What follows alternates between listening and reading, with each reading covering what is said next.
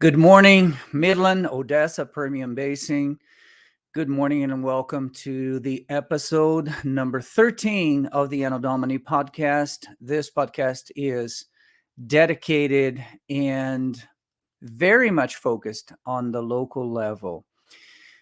I was thinking yesterday, actually on the weekend, as Jassy and my wife and I, were just doing the uh, yard work at our front yard and backyard this weekend, and how beautiful it is when we understand how nature works and the cycles of nature.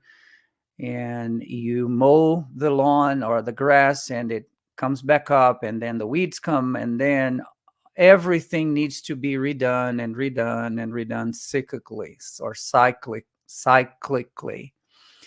And this is one of the moments that I really focus my heart and my mind to learn something from the Holy Spirit as I am working out there very early in the morning, of course, because this West Texas heat is not to be played with. So I was thinking about a lot of stuff. I had a conversation last week about a guy that brought to my attention, and actually we were talking about the river Euphrates, and the prophecy in the book of Revelation 16 talks about the river drying up. And I brought to his attention that between 2000 and 2024, meaning in a span of 24 years, the Euphrates River has dried up and refilled 21 times. Of course, right now there are so many dams throughout the river, along the river. But again, it's the cycle of life. This is exactly how nature, especially nature, is supposed to happen and to work. And as I was mulling over all of that and meditating upon my heart and allowing the Word of God to fill my heart in the book of Ecclesiastes and Proverbs, especially, when there's so much wisdom there that we can learn every single day, many things at a time. I was thinking about the cycles of life, and it just came back to my mind, something that I had forgotten, that on June the 4th this year, 2024, I celebrated my eighth year here in America. For those who know us and our story here, I came first on June the 4th, 2016, and my family came on October that year, 3-4 months later.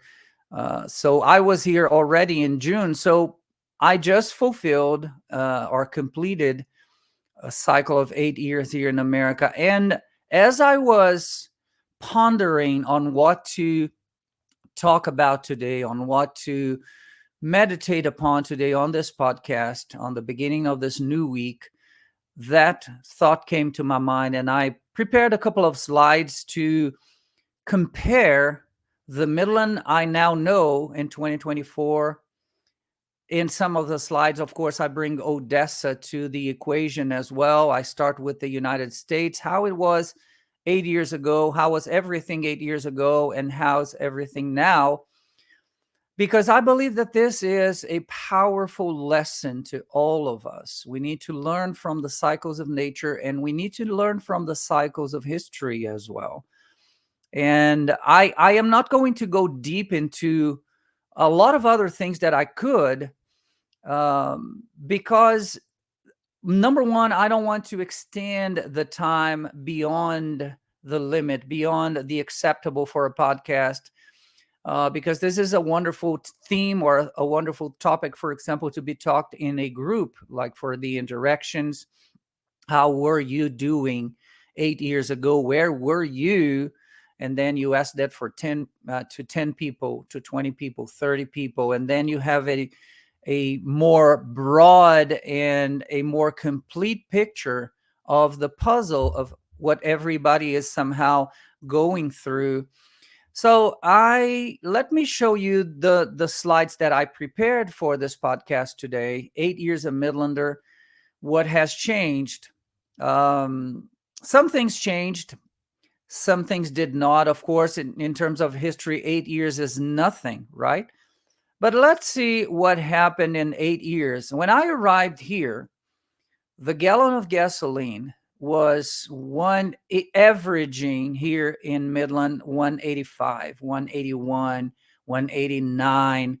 And you can see that it was 1.9 in Abilene, 1.8 in Amarillo, Austin 1.9. There is a 2 in Dallas. There is a 2 in Fort Worth.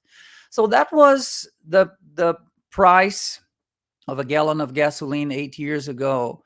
And I know that we had the COVID thing and it just spiked to four something.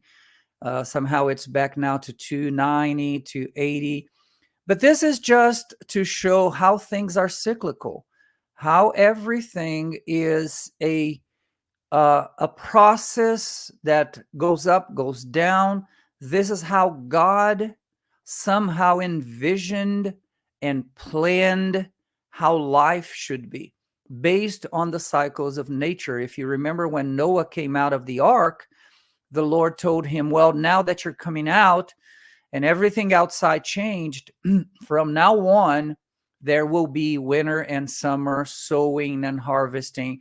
So that is the moment when the earth enters into cycles of life, cycles of explosion, of flourishing, of fruitfulness, and cycles of dormancy, cycles of sowing, cycles of hardships, and cycles of abundances. So this is what I would like to bring to you here today, starting with the gallon of gasoline 8 years ago. Temperature in 2016, I remember, and I will never forget that, remember that in the southern hemisphere of the planet, different from here in the northern hemisphere, you have different time seasons or weather seasons. In the north, right now, we are entering summer. And in Brazil right now, for example, in the southern hemisphere, they are just entering winter. So when I left June 2016 from Brazil, it was 21 degrees Fahrenheit. It was very, very cold. We have snow there. This is something that many people do not even believe me when I say that we have snow in Brazil. But again, Brazil is a vertical country. America's more horizontal.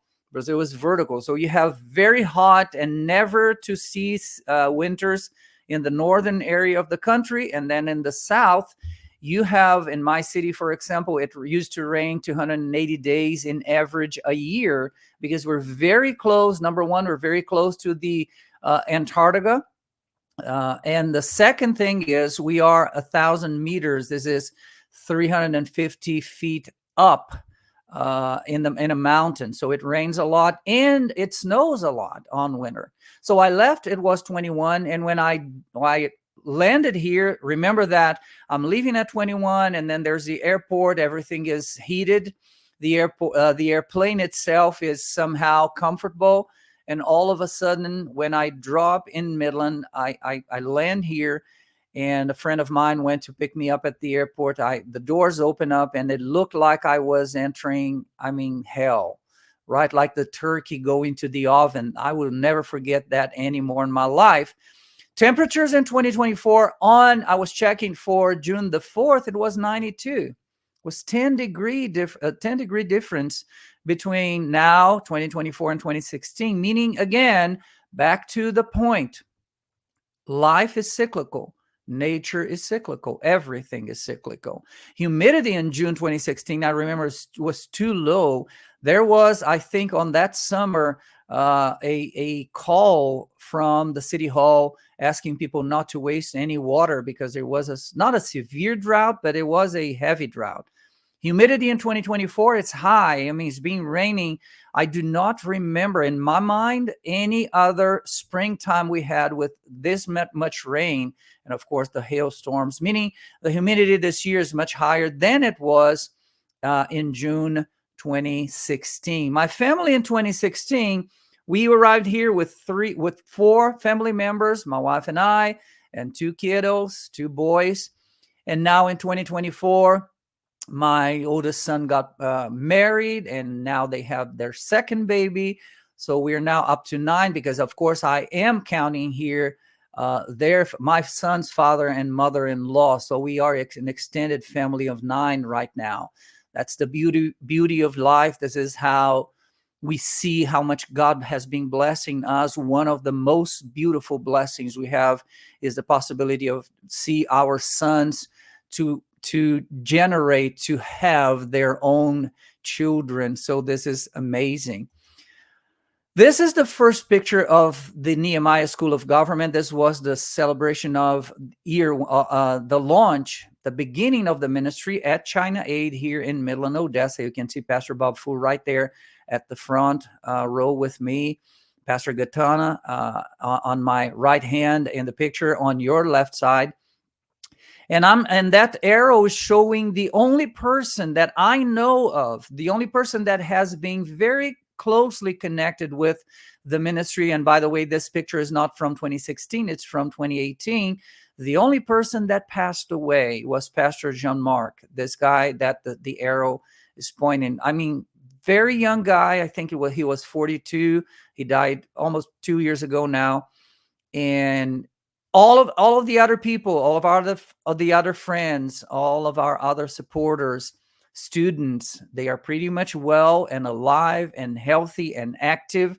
And I praise the Lord for that.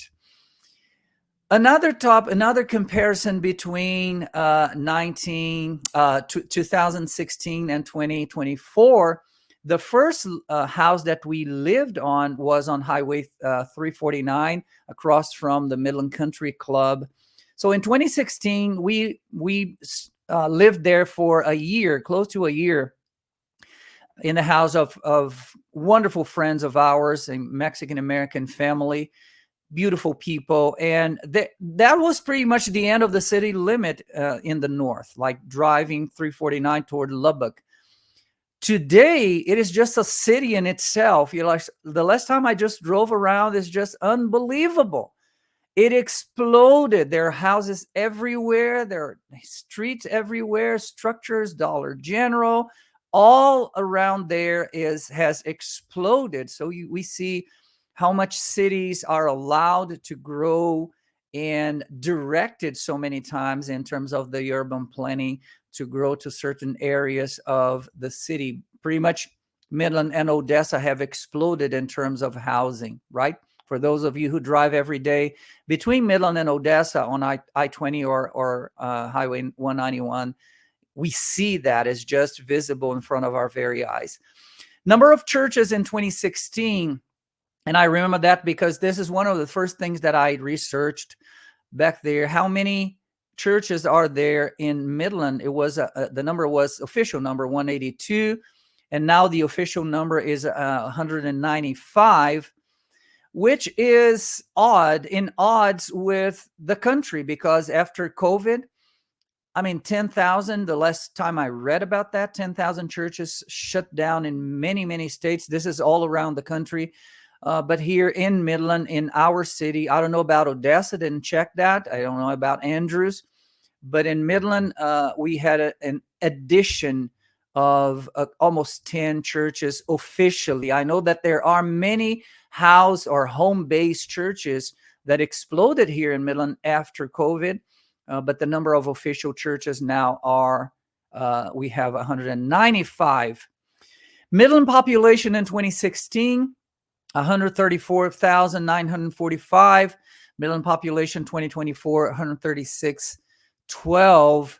You see that there is this addition of close to 2,000 people, and that is the line that you see between 1990 in the map, in this graph, and now you have 2022, close to 2022. So we now have around 136,000 folks living in Midland. By the way, we should not forget the illegal immigrants that arrived in explosive numbers in these past 3 to 4 years, ever since Mayor Patrick Payton won the City Hall seat as mayor, and it exploded. I have been trying to trying to track down the numbers. It is very deceitful, the numbers that we have out there.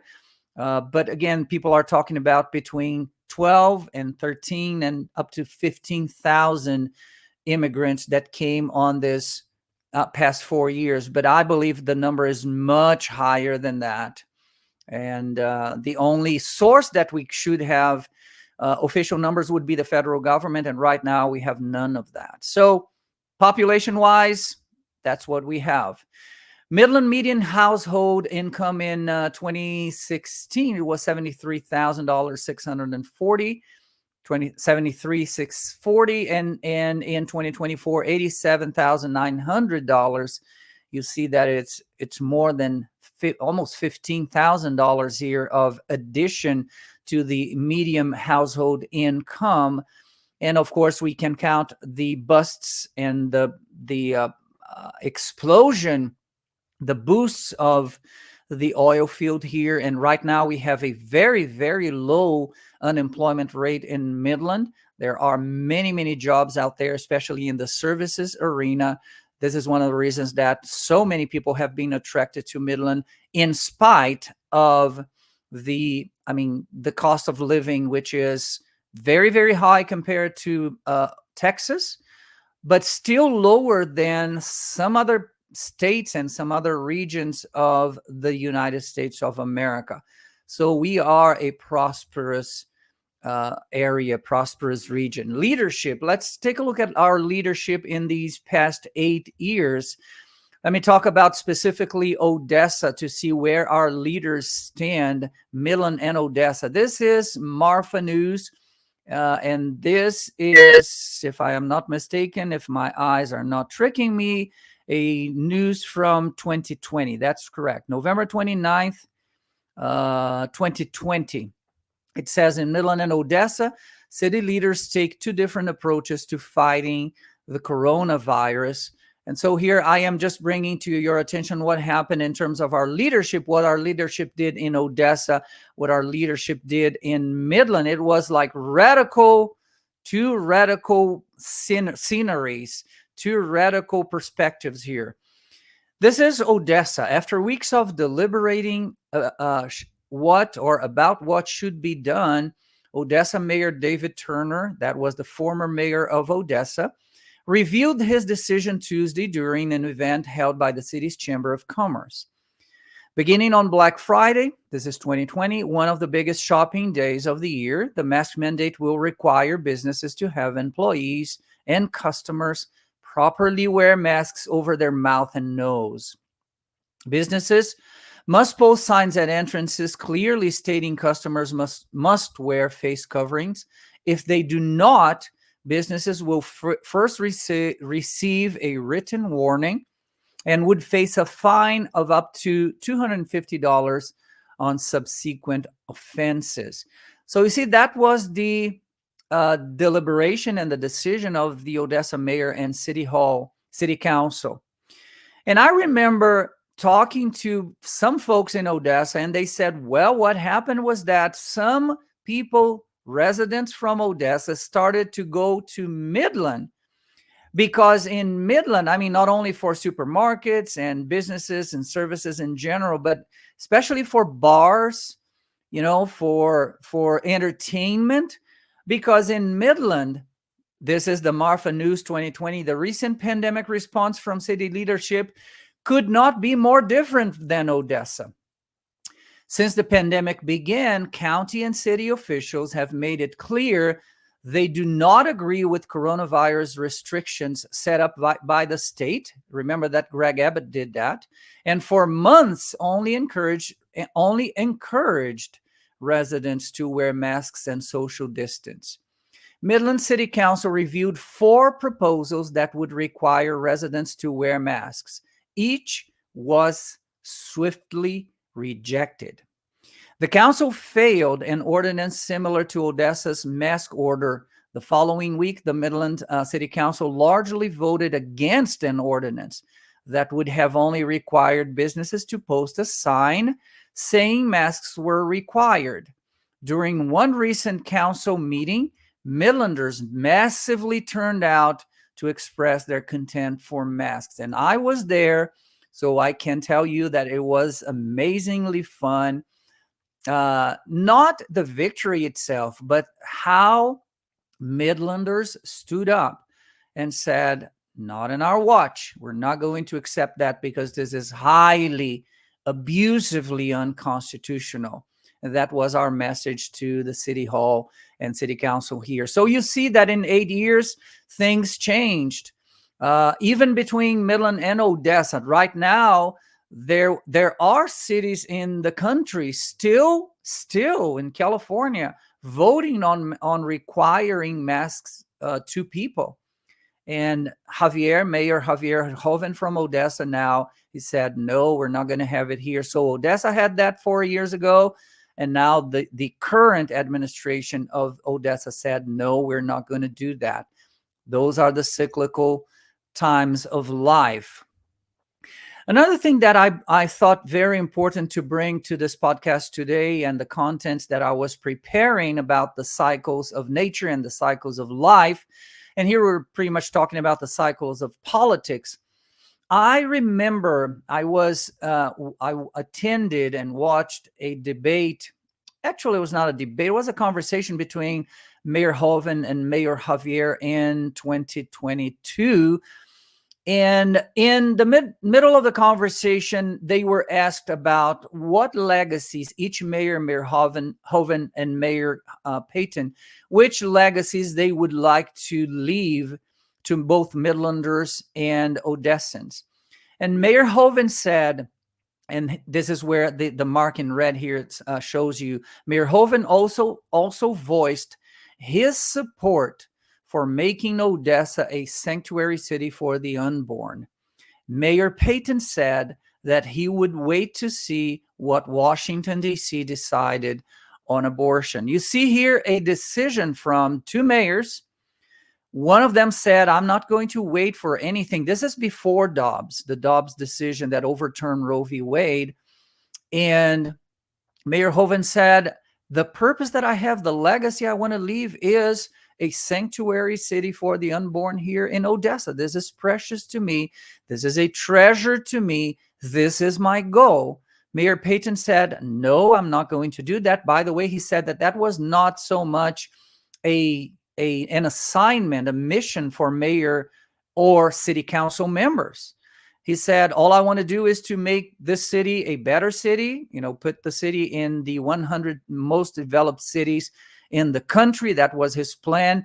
And so you see, leadership matters. What you vote matters. Who you vote for matters. Who you don't vote for matters. Who you bring to power matters a lot, because those are the people that are going to pretty much not only plan, but carry out, implement everything that they present in their campaigns. They're going to pursue that. And if you don't vote, there's no way that you can even complain about after that happens. So you see here a very different scenario between Midland and Odessa as sister cities, as so many people say.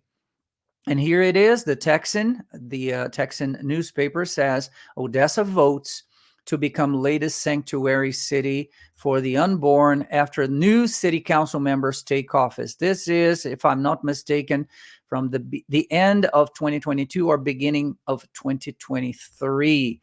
So that was amazing to see. And again, I was there for that ceremony at the city council in Odessa. It was just something heartfelt, filled with emotions, and the mayor was very emotional. It was amazing. So Odessa right now has a local ordinance that protects the unborn babies. Elections in Midland, and here I have the official election day in the 2016 primary here in Midland County, March the 1st, 2016. You have the number of registered voters in 75,472. The total ballots cast was 24,446, 21,000 Republicans, almost 22,000, and 2,500 Democrats. So out of the 100% of voters, registered voters, we had a turnout of 32.39%. And then in 2024, we had half of the voters in 2020. In 2016, only 17% of the registered voters. But the caveat here is that in 2016, we had 75,000 voters, registered voters, and now we have 20,000 more registered voters, 95,000, and the number of voters or that really turned out, who really turned out to vote, decreased by half, right? So this is not good.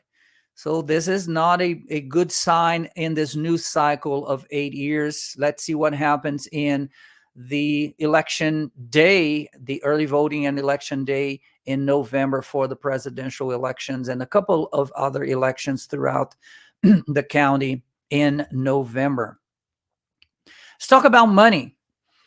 Right now, budgets, this is MISD, the Midland Independent School District. Budgets, revenues increased to more than $473 million, $500 million. This is an article from June the 7th, 2023. So this is a year ago. And it says the district showed, MISD, that expenditures are budgeted to rise to $473,854,000 $474 million during the upcoming school year. That total is a 33 million year-over-year increase compared to $440 million in 2022-2023. The district, now check this, the district also showed the increase is greater than $245 million compared to the 2016-17, when total expenditures were $228 million.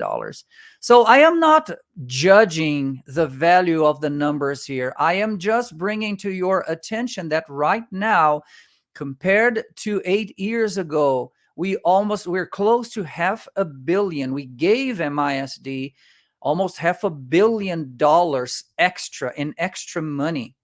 So I'm not saying that it is good, that this is bad. I'm just showing you the numbers right now so you can yourself come to the realization of, what the amounts of money that have been directed to MISD is just explosive. So this is MISD. And sometime this week, I am going to bring to you the numbers of the City Hall, Midland City Hall. So because I took, as some of you know, I took the course, I attended the course Midland 101 in 2016-17 as soon as I arrived here in Midland. And so I was taking a look at the numbers, the comprehensive annual financial report from 2016, comparing it to fiscal year 2023. And the numbers are astounding. I mean, the differences in the numbers are absolutely amazing to compare. And again, I am not judging if they're good or bad, if they're positive for the community or negative for the community. I'm just comparing the numbers itself or themselves. So the total general fund revenues and expenditures, this is a topic that I am planning to talk with John and Marion. John, many of you know, some of you know Marion. Both of them are graduates, if we could say that, from the Midland 101 course 2024. And as I was a graduate from the 2016-17, what I want to do is I want to have a conversation with them, an interview with them, so we can chat about the differences between the financial budget for Midland in 2016 and the financial budget for Midland in 2024. And we are going to converse on what changed, what didn't change, where the money was allocated to, what departments received more amount of money. So we are going to have not a deep financial conversation, because I am not a financial expert expert as John is, for example. And I'm sure John is going to be able to bring us a lot of specific information here to really highlight what is going on in our finances today so that we can vote better the next time if we think that the actual or the current results are negative, or if we could vote for the same thing in 2 years. Actually, we have an election in November. I'm talking about 2 years. No, we have an election in November. And next year, we have an election for the mayor's seat. So all of that to say that this is going to be a fantastic moment of information, of knowledge for y'all out there. Do not miss it. I'm going to let you know when. We're just finalizing the deal for what day of the week and what time it is going to be recorded. It's going to be a pre-recorded show, and I will be posting it on Rumble as soon as it happens. Okay, at the end of the day, guys, all I have for this city, for this area, for this community is just gratefulness. My heart is so grateful.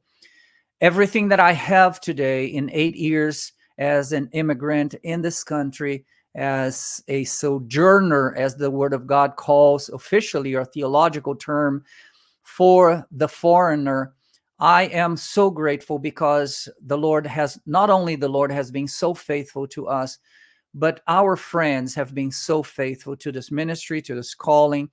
And all I have in my heart after 8 years, when I arrived here without even knowing what to expect from West Texas 8 years ago, the Lord just surpassed all of that in His grace, in His mercy. As somebody that I listened to on the radio, Dave Ramsey, many of you know him. He says that all the time, and I just quote him many, many times. I have been blessed more than I deserve. My family has been blessed more than we deserve. And we are grateful for your friendship, for your support. May the Lord bless you. And I will be back tomorrow with episode 14 of the Anno Domini podcast. See you then.